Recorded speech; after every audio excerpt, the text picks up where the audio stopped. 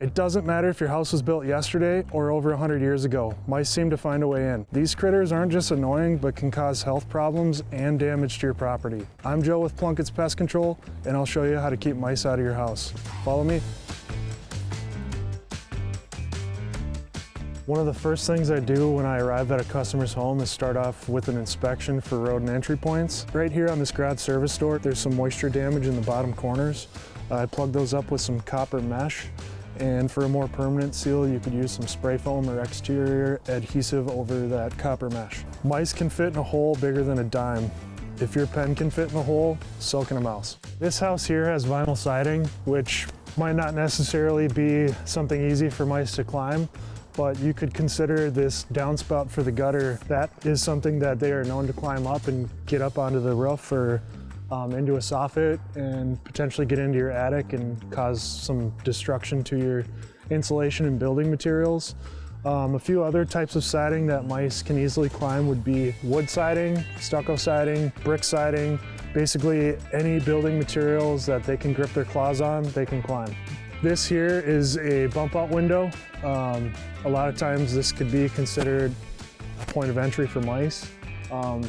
This soffit here, kind of where the trim meets the siding in the soffit, I've found where there's been gaps or damaged pieces of this trim. Mice have been found to enter in those areas. A lot of times too, where these two corners meet on this trim piece, there's been gaps or holes right underneath the bottom. That's another spot where mice could enter in your house, especially on these corners here, because mice can scale up many different things, including your siding.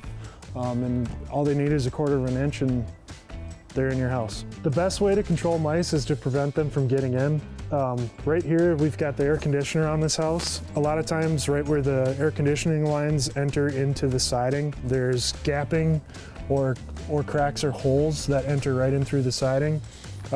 That can be basically just a runway for mice to get inside. One thing to pay attention to is this transition here, kind of where this brick meets the vinyl siding. There's a spot where it was probably previously an entry point, but has now been sealed up with some silicone caulking.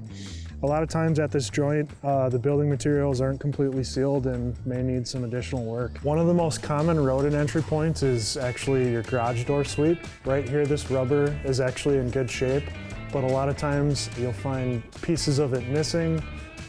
It could be damaged, it could be weathered, could have lost its roundness, therefore, it could have created an air gap underneath the door, allowing mice to enter in through the garage. One thing to pay attention to is this weather stripping along this garage door trim. A lot of times I'll find mice will chew out this lower portion of the weather stripping, allowing them to enter into the garage. If you find signs of rodent entry along your weather stripping or garage door sweep, it would be best to contact a licensed contractor to have the necessary repairs done. This vinyl siding here appears to be sealed very well. A lot of times you might find on houses where some siding has come loose from storm damage, or just over time it starts to separate. Sometimes it may need to be resealed with some exterior adhesive.